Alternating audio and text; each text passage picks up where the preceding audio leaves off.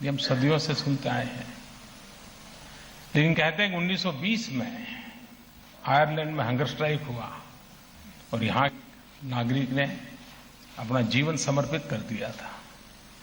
यानी वैल्यूज कितने हमारे मिलते जुलते होंगे, इसका अंदाज आ सकता है। मानवता से जुड़ी हुई इन बातों में अपनी एक ताकत है और हमारी कोशिश यही है उन्हीं चीजों को हम बल दें। अब आयरिश बच्चे संस्कृत में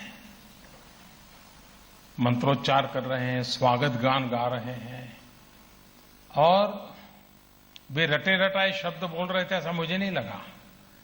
किस शब्द में उनका क्या भाव था वो भी अभिव्यक्त हो रहा था। मतलब उन्होंने इस बात को इंटरनलाइज कर दिया था। उनके जो भी शिक्षक इस काम को करते होंगे, मैं उनको बधाई देता हूं।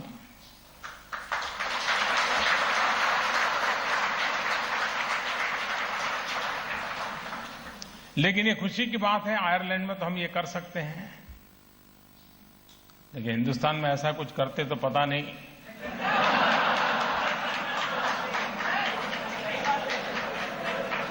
सेक्युलरिज्म पर सके सवालिया निशान खड़ा हो जाता है।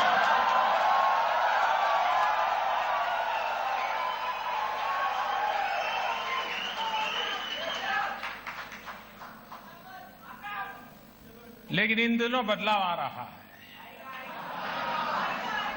आप देखिए,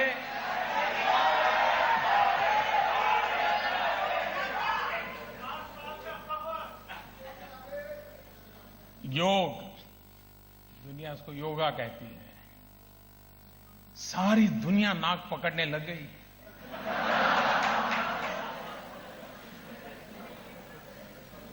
विश्व के सभी देशों ने अंतर्राष्ट्रीय योगा दिवस मनाया। भारत का ये हजारों साल पुराना विज्ञान आज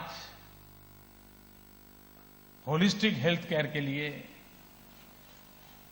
प्रिवेंटिव हेल्थ केयर के लिए एक बहुत बड़ी स्वीकार्य, स्वीकृत पद्धति के रूप में पूरे विश्व में फैल चुका है। और पहले हमारी यहां कल्पना क्या थी?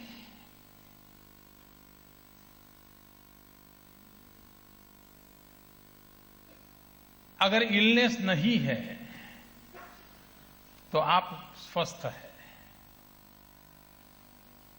अब ये विचार भारतीय चिंतन का नहीं है। इलनेस नहीं मतलब स्वस्थ है, हमारी सोच नहीं है। हम उससे 2 कदम आगे वेलनेस की चर्चा करते हैं। हमारी कल्पना वेलनेस की, और ये योगा उस वेलनेस से जुड़ा हुआ है। सिर्फ रोग से मुक्त है इसलिए आप स्वस्थ हैं, ऐसा नहीं है। तो भारत की मूल बातें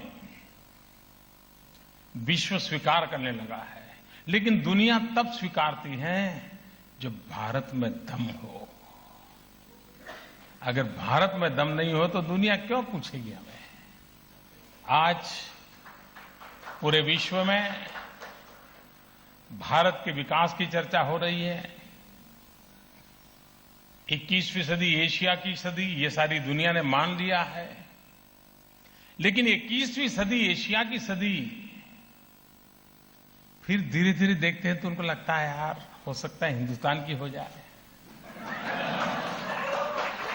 ये दुनिया मानने लगी। एक ब्रिक्स कंसेप्ट आया 1980s में।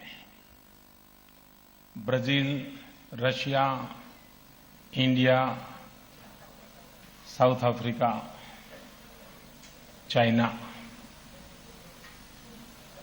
ब्रिक्स शब्द पॉपुलर हुआ। लेकिन कुछ वर्ष पहले लोग चर्चा करते थे कि BRCS इनकी तो गाड़ी पटरी पर है, आई जो है वो लुढ़क गया है। क्रेडिट रेटिंग एजेंसीज हो, सब कह रहे हैं कि ब्रिक्स में अगर कोई ताकतवर राजा है तो आई है।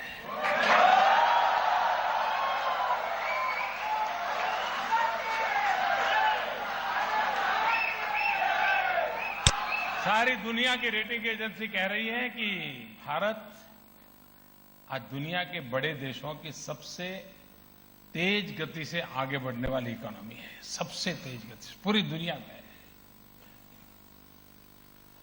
अगर ये सिलसिला और आगे बढ़ा, और ज्यादा नहीं, 30 साल अगर हम इस ऊंचाई पर चलते रहे तो हिंदुस्तान में गरीबी का नामो निशान नहीं रहेगा।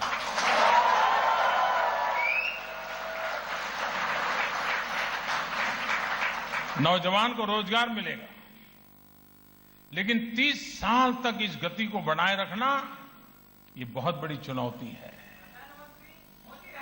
लेकिन ये चुनौती हम पार कर पाएंगे क्योंकि हम एक ऐसी ताकत के कालखंड में हैं जिसकी हमने कभी कल्पना तक नहीं की है, और वो है 65% जनसंख्या हिंदुस्तान की 35 साल से कम उम्र की है।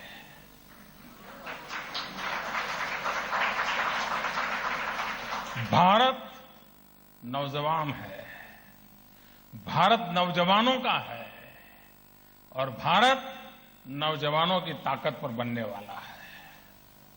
ये जो सामर्थ्य मिला है, ये नेक्स्ट 30 ईयर का सपना पूरा कर सकता है। देश विकास की नई ऊंचाइयों को पार कर रहा है। सभी क्षेत्रों में